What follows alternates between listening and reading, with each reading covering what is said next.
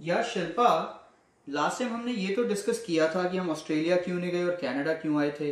पर यार यूट्यूब पे इतनी सारी वीडियोस हैं जो कहती हैं कि कनाडा ही मत आओ, इतना बड़ा बड़ा लिखा है कनाडा मत आओ, कनाडा मत आओ। यार लोग तो कंफ्यूज हो जाएंगे। या कि ऑस्ट्रेलिया भी ना जाए और कनाडा भी ना आए। हाँ यार।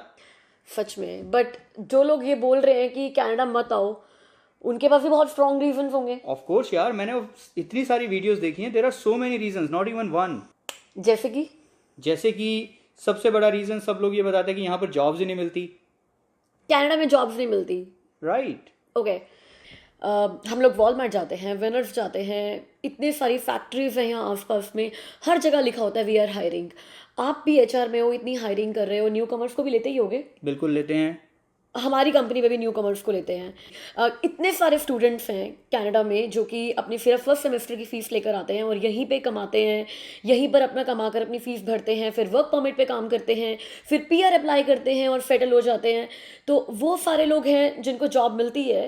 तो जॉब किसको नहीं मिलती। यार मैं उस तरह की जॉब्स की बात नहीं कर रहा, मैं बात कर रहा हूँ कि अपनी फील्ड की जॉब नहीं मिलती। लाइक मैं एचआर में हूँ, मुझे एचआर में जॉब चाहिए। कोई यहाँ पर इंजीनियरिंग करके आ रहा है, उसको यहाँ पर कंस्ट्रक्शन में, मैन्युफैक्चरिंग में जॉब चाहिए, तो अपनी फील्ड की जॉब्स नहीं मिलती। ओके। अपनी फील्ड की जॉब्स मिलना किस कंट्री में इजी है।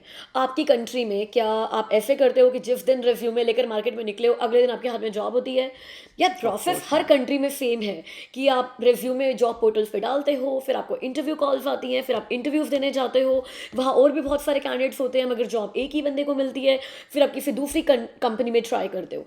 बट अपनी कंट्री में हमें अपनी फील्ड में जॉब मिलना इतना मुश्किल इसलिए नहीं लगता बिकॉज हमारे पास सपोर्ट सिस्टम होता है।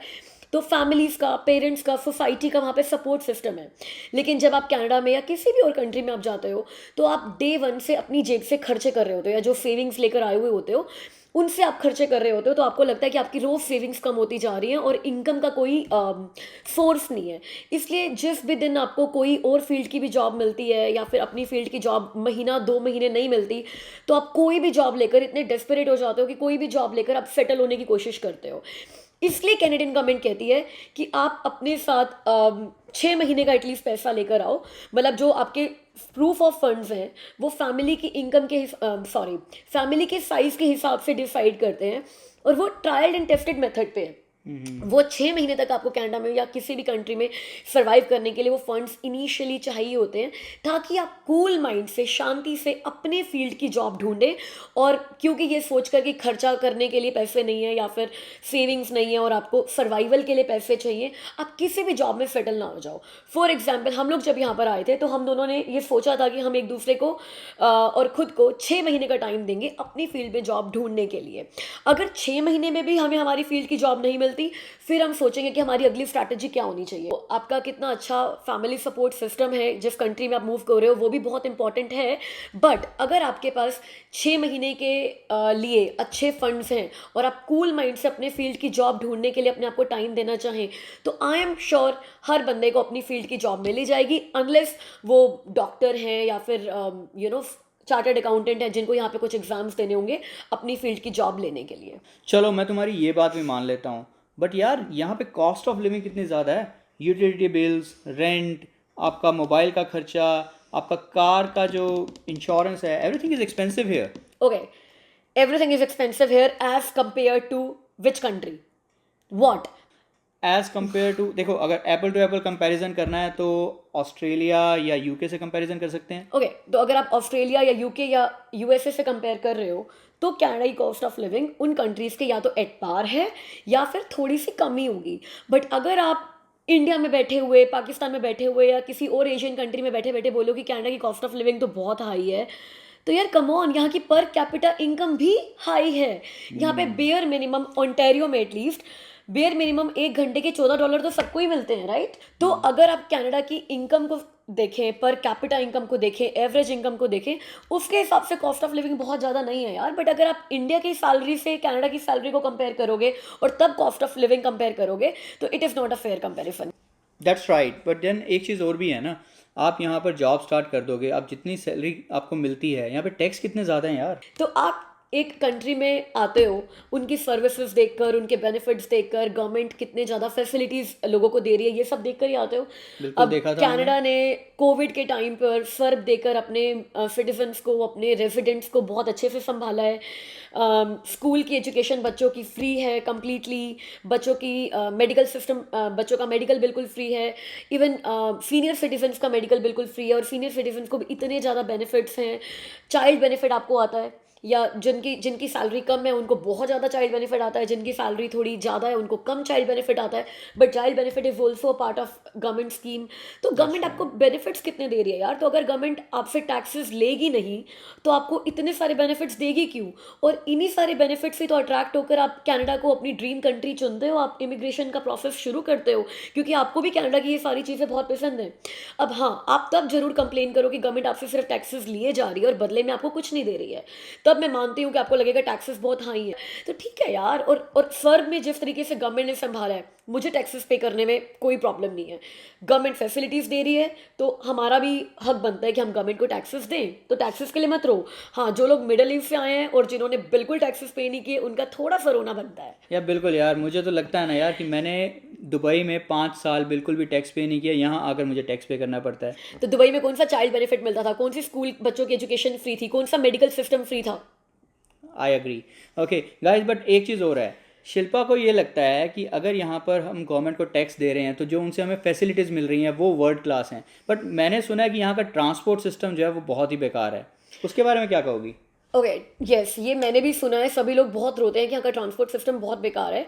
तो बेकार वो इसलिए बोलते हैं कि अगर कार से आप एक जगह से दूसरी जगह जाना और आपको 20 मिनट लगे, तो अगर आप बस से जाते हो तो आपको 1 घंटा लग जाता है, या कई बार उससे भी ज़्यादा लग जाता है। तो मैं इसको ऐसे लॉजिकली एक्सप्लेन करूँगी, अपने आप को कन्विंस करूँगी कि यार बसेस इसीलिए इतना टाइम लगाती हैं बिकॉज वो छोटी छोटी जगह पे, थोड़ी थोड़ी जगह पे रुक रुक कर जाती हैं। आप कार से नॉन स्टॉप जाते हो। यहाँ पर अगर हर कॉर्नर पर, her end of the street पर अगर एक उन्होंने बस स्टॉप बनाया हुआ है, तो सोचो ना, जब हमारे पास कार नहीं थी तो मेरे लिए कितना आसान था अपने ऑफिस जाना, कि बस घर से 4 मिनट की वॉक थी और एक बस स्टॉप था। और ऐसा हर स्टूडेंट के लिए भी कितना ईजी है कि, और जो लो इनकम फैमिलीज हैं या जो नए इमिग्रेंट्स हैं जिनको लाइसेंस मिलने में थोड़ा टाइम लगता है या कार इमीडिएटली आकर नहीं लेते हैं, public transport system easily accessible है सबके लिए। ठीक है, थोड़ा स्लो ज़रूर है कि एक जगह से दूसरी जगह जाने में आपको टाइम लग सकता है, बिकॉज स्टॉप्स इतने सारे हैं, हर गली में नुक्कड़ में इन्होंने बस स्टॉप्स बना रखे हैं, तो आपको बहुत ज़्यादा नहीं चलना पड़ता है एक बस तक पहुंचने के लिए। बट अगर बस इतना रुक रुक कर जाएगी तो थोड़ा तो आप लेट पहुंचेंगे ही सही, तो कहीं ना कहीं तो थोड़ा सा कॉम्प्रोमाइज़ करना पड़ता है। और फिर इसीलिए ही कनाडा में बोला जाता है कि आते ही पहले लाइसेंस लेकर एक कार ले लो, क्योंकि कार यहाँ पे नेसेसिटी है, लग्जरी नहीं है।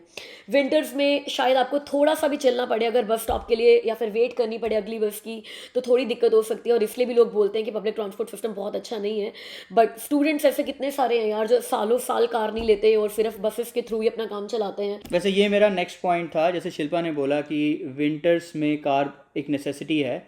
यार यहाँ विंटर्स भी तो कितनी हार्श हैं।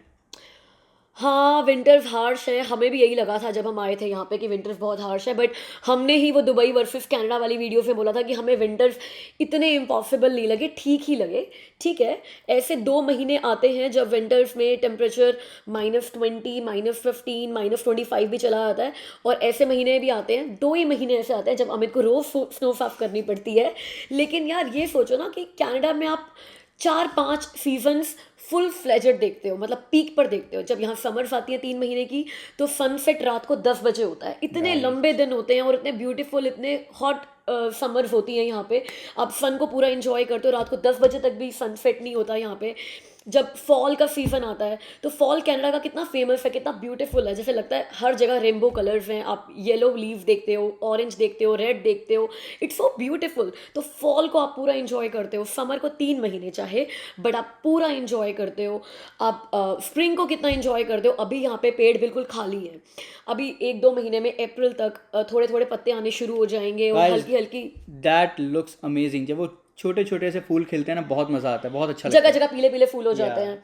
इनफैक्ट जो न्यू इमिग्रेंट्स आते हैं वो तो फोटोज भी कराते हैं वो छोटे छोटे फूलों के साथ। और वो सॉन्ग ध्यान आता है, तुझे दे- देखा तो ये जाना वैसा लगता है सनम। पूरा कनाडा जब स्प्रिंग आती है तो नए नए फूल आने शुरू होते हैं। तो स्प्रिंग इतना ब्यूटीफुल है, समर ब्यूटीफुल है, फॉल इतना ब्यूटीफुल है। ठीक है यार, अगर 2-3 महीने विंटर झेलनी पड़ती है तो उसको भी ऐसे सोचो ना कि विंटर भी इतना ब्यूटीफुल है कि हर जगह वाइट वाइट स्नो नजर आती है, अगर आपको साफ ना करनी पड़े तो। और वो साफ किसको करनी पड़ती है? वो साफ तो मुझे ही करनी पड़ती है ना। बट मेरे लिए विंटर्स भी बहुत ब्यूटीफुल है।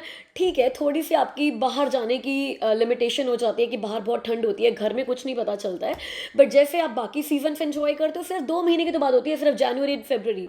अभी मार्च चल रहा है और आज टेम्परेचर है इट्स +13 टुडे +13। And मार्च में टेम्परेचर इट्स द +13 बिगिनिंग है। Of March and today is +13। ये तो मतलब विंटर्स चले गए एक तरीके से। तो जनवरी और फरवरी 2 महीने तो विंटर्स देखे हैं यार, तो 2 महीने इंजॉय कर लो विंटर्स को, इतनी भी क्या बड़ी बात हो गई। तो गाइस एक डिस्क्लेमर यहाँ पर देना चाहेंगे, ये पेड प्रमोशन वीडियो बिल्कुल नहीं है। जस्टिन ट्रूडो ने या फिर कनाडा की गवर्नमेंट ने हमें कोई पैसा नहीं दिया है कनाडा के इमिग्रेशन को इंक्रीज करने के लिए। हमने बस कुछ वीडियोस देखे जिन्होंने ये बोला हुआ था कि कनाडा क्यों नहीं आना चाहिए, और हमें लगा कि यार क्यों नहीं हम ये बताएं कि कनाडा क्यों आना चाहिए। Right guys, and another thing, ये सब हमारे व्यूज़ हैं, हमारा एक्सपीरियंस है जिसके बेस पे हमने ये बोला है। देखो हर कंट्री के प्रोज एंड कॉन्स होते हैं, तो जब आप डिसाइड करें कि आपको किस कंट्री में मूव होना है, आप एक तरफ उसके पॉजिटिव लिखिए और एक तरफ उसके नेगेटिव लिखिए, और फिर देखिए कि वो नेगेटिव कितने ज़्यादा आपकी लाइफ को इम्पैक्ट करते हैं और किस तरीके से आप उन नेगेटिव को हैंडल करोगे। लाइक कनाडा आने से पहले मैंने भी वो सारे वीडियोस देखे थे कि हमें कनाडा क्यों नहीं आना चाहिए, और ये सारे पॉइंट्स थे और हमें लगा कि हम इन सारे पॉइंट्स को हैंडल कर सकते हैं। इट्स ओके, विंटर्स कोई बहुत बड़ी बात नहीं है, टैक्सेस ठीक है हैंडल हुए जा सकते हैं बिकॉज फैसिलिटीज़ मिल रही है। इस तरीके से आप देखिए कि नेगेटिव आपकी लाइफ को कितना नेगेटिवली इम्पैक्ट करेंगे और पॉजिटिव आपकी लाइफ को कितना पॉजिटिवली इम्पैक्ट करेंगे, और फिर देखिए पलड़ा किसका भारी है और डिसाइड कीजिए कि आपको किस कंट्री में मूव होना है। एंड गाइस बिलीव मी, आप हर चीज़ में पॉजिटिव निकाल सकते हैं, तो पॉजिटिव की तरफ ज़्यादा फोकस कीजिए, it will be good for you. Okay, and तब तक के लिए बी पॉजिटिव, अपना ध्यान रखिए। हम मिलेंगे आपसे अगली वीडियो में। एंड अगर वीडियो अच्छी लगे तो सब्सक्राइब करना नहीं भूलिएगा, लाइक करना नहीं भूलिएगा, और हो सके तो 2-4 फ्रेंड्स को शेयर भी कर दीजिएगा। Thank you, thank you guys, bye. Take care.